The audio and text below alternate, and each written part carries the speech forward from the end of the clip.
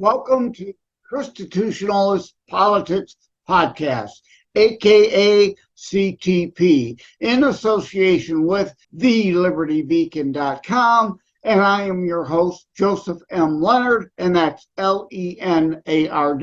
CTP is your no muss, no fuss, just me, you, and occasional guest type podcast. I really appreciate you tuning in. As Graham Norton would say, let's get on with the show. Hello, everybody. Welcome to the show. Season 1, episode 51. We're nearing officially the end of the first season. Yes, I started this show last June, so there will be 52 weekly episodes for a full weekly show season, and going into season 2 in June of 2024. Again, not measuring season by calendar year. Some shows might have cheated and gone to season 2 on January 1st to try to pad their season number anyway. It's part of what I consider my honesty with you. I said this is a weekly show. It will then therefore be 52 shows for a season. And then, of course, yes, you know by now, if you're a regular, midweek Wednesday special episode drops, as well as here and there special listener feedback episodes. I don't consider those as part of the episode numeration, but I make that distinction again. A little in the weeds and behind the scenes here, just so you know. I consider that being a little more honest and upfront with you, and I hope that is one of the reasons why you indeed like and tune into this show. At any rate, and of course, I bet you knew I was going to say that. And yes, for the benefit of the transcript, I'm laughing at myself. At any rate, is prayer alone enough? Is the title of this episode and the corresponding correlating thelibertybeacon.com piece. I had been contemplating this show. Probably will be rather short, as I've already recorded season 1, episode 52 for next week. That's going to be a short show. But this was planned in advance, as my ChristiTutionalist Politics 2 book just dropped on, or should have dropped. I'm recording this prior to June 1st. In fact, actually, I'm recording it on Saturday, May the 11th, and I'll go into why in a second. But ChristiTutionalist Politics 2, the book, part 2, is supposed to have dropped June 1st. So, aside from any unforeseen circumstances, that book should already be available. And as of now, it's planned as an Amazon exclusive Kindle and soft copy, whereas ChristiTutionalist Politics, the first book, original book based upon this show, is available anywhere and everywhere books are sold. Amazon, yes, Books A Million, Booktopia in Australia, Barnes & Noble, your local mom and pop shop. But I'm getting off the beaten path again. There is a chapter in CTP2 book called just this: is prayer alone enough? And why did I say I'm recording this on Saturday, May the 11th? Well, it is because just about, I'm looking at the clock now, 45 minutes ago, I hung up the phone with the Abolitionist Roundtable show, which can be found on Wham Radio. You can go to whamradio.com every Saturday from 9 to 10 Eastern Time. There's a listen live button there. You can tune in. I'm often a frequent caller to the show, and today was no different because they were talking about the Republic. But along those lines, they mentioned Franklin, a republic if you can keep it. And I said, yes, Franklin said that out of human nature. He knows, they knew that, and why in our document, we the people is in such a large font. Because sadly, people get lazy and complacent.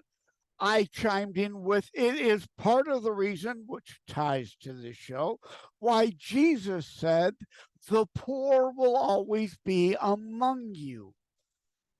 It's human nature since the beginning of time that there will always be some that are lazy and complacent and do the least possible to just be able to get by, to coast, to skate. In fact, in another TLB piece, I did specifically say that there, sadly, some, Jesus was not a socialist. We are to be charitable. I also said this on ART. We are to be our brother's keeper. We are to take care of the widows and orphans. The Bible also says a distinction between the unable, and if you're looking behind the scenes on the video, putting unable in quotes versus unwilling, which I'm also putting in air quotes. We have zero responsibility to take care of the unwilling, but to take care of the unable. And Jesus was not a socialist. That is a personal mandate, a personal responsibility, charity, not communist, socialist redistribution of wealth.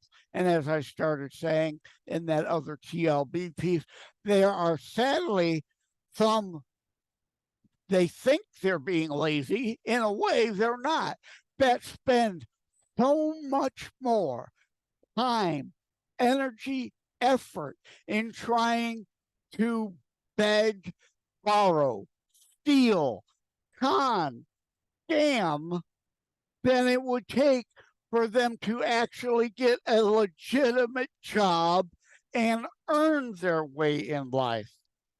But now to the actual point of, is prayer alone enough? As I mentioned on the Abolitionist Roundtable, host Phil Stargell, great Black conservative patriot, and his co-host Bruce Fleury, the author of The Negro Project and Margaret Sanger's duplicitous and dangerous plan for Black genocide in America, that the left is still all on board with, and why she created Planned Slaughterhood. But again, I digress, and another rabbit hole there. 2 Chronicles. Pray and turn from your wicked ways. I shall hear from heaven and heal your land. Is prayer alone enough? The question. The quick answer, no. And 2 Chronicles tells you that, hints at that if you take it in proper context of its own self-scripture and the other scriptures. You shall be known by your fruits. That means not just talk, but get off your butt and do things that can potentially make a difference.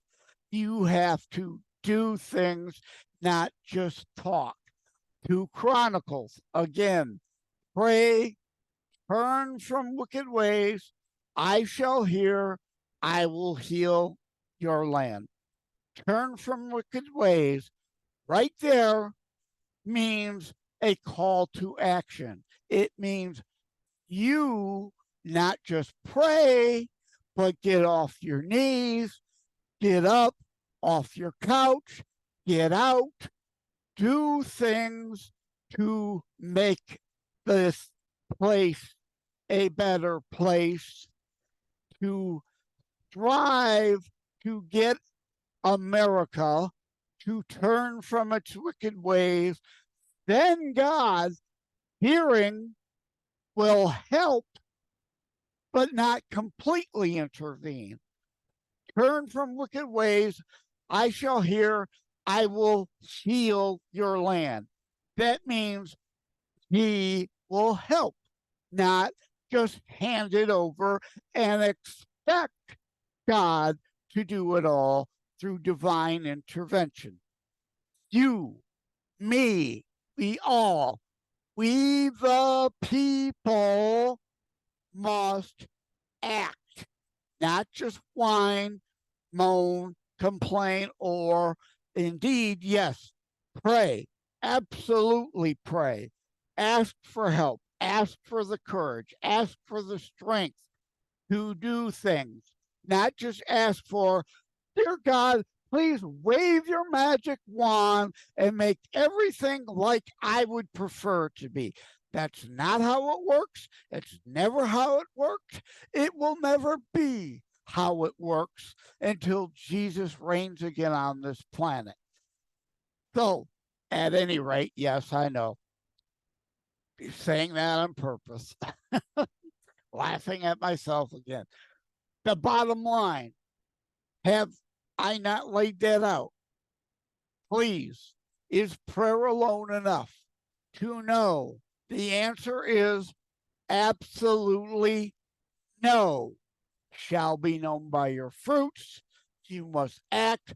You reap what you sow.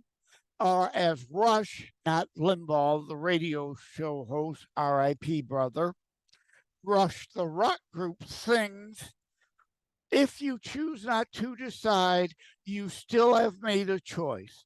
You're leaving the sowing to others, and lo and behold, you are a moron if you are surprised that we are all dealing with the rotten fruit that is reaped from the rotten seeds that we allowed others to sow. This is a perfect example of our American Republic and biblical tenets, our Judeo-Christian foundations. All these things matter. And also, as I brought up on the Abolitionist Roundtable, I've brought it up tons of times on Wham. I've mentioned it several times on this show. I'm about to do it again if you haven't figured that out. I mention it in my books, including Terror Strikes coming soon to a city near you. Not a traditional fluffy Christian book, but a Christian book nonetheless, a historical fiction, or as I call it, faction, because we don't teach history today in schools. The Commie Mayflower Compact and the Bradford Community. We tried communism, socialism here on our own continent long before Marx and Lenin and Stalin and Mao and Che and Castro. Failure after failure after failure. It fails every time it's tried because of human nature. And it failed in the Bradford colony. They almost starved to death in that Commonwealth, the Commie Mayflower Compact, where no one owned anything. No one had any real incentive to do much of anything but the bare minimum to coast and skate, because they all shared that communist utopia notion of equity, which is a failure. Again, human nature. More and more and more people then get lazier and lazier and lazier, and there are less and less and less to actually pull all those who decided to lazily crawl into the cart and be carted around. because they're getting equal shares of everything. The same amount of food, the same amount of clothing, the same roof over their head, the same everything. Bradford instituted personal freedoms, personal rights, biblical personal responsibility, a return to the real notion of charity, not socialist redistribution, to be our brother's keeper. And the rest, they say, is history. Or as Paul Harvey used to say, now you know the rest of the story, right? America then went on to be founded on free markets and private property ownership because no one takes care of things that belong to someone else in general. Again, that's certainly not true of everyone, but in general, people do not take care of something as well as something they own. They own it. They worked for it. They acquired it. It is their private property. So they care for it more than something, a rental car. I'm sorry to go there, and I'm laughing because, yes, it's a repeating or recurring was the word I was looking for, joke often told by comedians, right? Treating the rental car far different than you do your own car that you know you need to take care of and maintain to make it last so you're not wasting your resources. Abusing, that's why ghettos, slums never worked. The people given that housing had no personal real stake in it, no ownership. They used it, abused it, didn't take care of it, didn't respect it, didn't even appreciate what was done for them and given to them. Again, this all goes back to what? Human nature, and why, to tie it back, Franklin said, a republic if you can keep it. People would be lazy and complacent over time, and we see that. And we are reaping what others allowed evil people to sow in tearing down and destroying America. And this ties with next week's show, episode 52, which will wrap up the first season, which is entitled Rising Tide Lifts All Boats, which I actually recorded before this show. Just a full disclosure and honesty. But I recorded that because while listening to Abolitionist Roundtable after I had been on the air with them for like 20 minutes as a caller talking about these various things, the Ron Edwards Notebook, a friend of mine, friend of ours, another great Black conservative patriot, and I only put the word Black in there because the left has to make it an issue. Identity politics. I don't give a damn if Ron or Phil were striped and had pink polka dots. It doesn't matter to me, but I say it because of the leftist identity politics, so it matters. Black conservatives, yes, actually exist. They're not unicorns, and the left don't like it that they think for themselves. So that's why I say that. But Ron Edwards' Notebook, played later in the Saturday, May 11th Abolitionist Roundtable show. Again, that airs on Wham Radio, Saturdays 9 to 10 Eastern Time. You can go to whamradio.com, hit the listen live link, listen in there too. Also, they give out the phone number. I won't. Feel free to call in and chime in and give your 2 cents. It's a live show every Saturday. Unlike most stations that play pre-recorded stuff or repeats of something from earlier in the week. Live conservative talk from blacks and whites and every other shade on Wham Radio on Saturdays, live. Again, off the beaten path and down another rabbit hole, but important to say the Ron Edwards notebook was played and inspired next week's show titled Rising Tide Lifts All Boats. I know you've heard that before. It's important to hear how or why Ron Edwards only implied it. He didn't explicitly or implicitly say it, but how I read it, how I took it from hearing him, because I know him, I've listened to his other pieces and understand the full context that, of course, the left will try to distort. At any rate, yes, I apologize. I do that now as an ongoing running gag. I hope I'm not annoying you with it.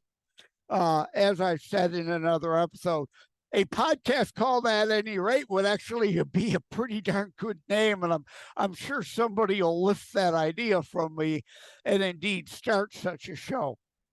But I am wrapping this up. Is prayer alone enough? I hope these all quasi-relate with the previous shows, like episode 50, Slaves to the State, even 49, Mother's Day retrospective, but more so episode 48. Let them keep pushing, generational shift occurring. Let the left keep pushing. Our youth are, as I joke in that article, I play Metallica, I embed the Metallica Unforgiven video in there saying, let us hope and pray there are no more, never more, any more unforgiven, as the point and purpose and of that song, as well as who else would put Metallica and Taylor Swift in the same article? I did. The left keeps pushing, yet our youth, thankfully, take it off. See what I did there? I know. Again, that's just my lame humor and way of sharing things or making analogies, use of metaphors, or as I like to joke, I'm too far clever an author and writer to use metaphors.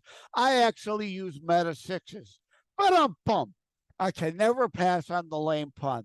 And of course, before that, season 1, episode 47, continued left-wing violence. Again, that's part of the then episode 48 leads to that. Let them keep pushing. The more our youth are waking up and rejecting, indeed, shaking off the leftist attempts to indoctrinate them. But I have again gotten off the beaten path. But the point being, these all relate.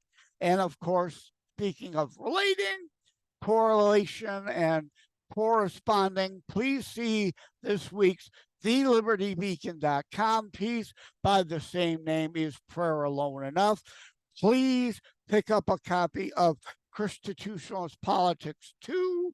The book should be up and available on Amazon exclusively, Kindle and soft copy, barring no hiccups or problems. It is meant to drop June 1st, but again, I'm recording this on May 11th. Thank you all. Take care. God bless. And remember, get off your knees at times. Get off the couch. Get out. Do things that can potentially matter. Turn from our wicked ways, and God shall hear from heaven and help, not wave a magic wand, but help and aid us in our efforts to keep our republic and return us to our Judeo-Christian foundations our republic was built upon. I hope I was able to tie that all into one bow, put a bow on it, as they say, wrap up the package all together there. See you all next week. Thank you for having tuned in for ChristiTutionalist Politics show. If you haven't already, please check out my primary internationally available book, Terror Strikes, coming soon to a city near you. Available anywhere books are sold. If you have locally run bookstores still near you, they can order it for you, or autographed copies are available online direct from me via TerrorStrikes.info/shop. Be sure to check out more about today's discussion at thelibertybeacon.com, where my articles drop every Saturday. And let me remind, over time, the fancy high production items will come. But for now, for starters, it's just you as a very appreciated listener by me. All substance, no fluff, no fancy high production intro or inserts, at least yet, just straight to key discussion points. A show that looks at a variety of topics, mostly politics, through a Christian U.S. constitutionalist lens. So again, thank you from the bottom of my heart. Take care. God bless. Like and subscribe to ChristiTutionalist Politics podcast and share episodes. We need your help to grow the show.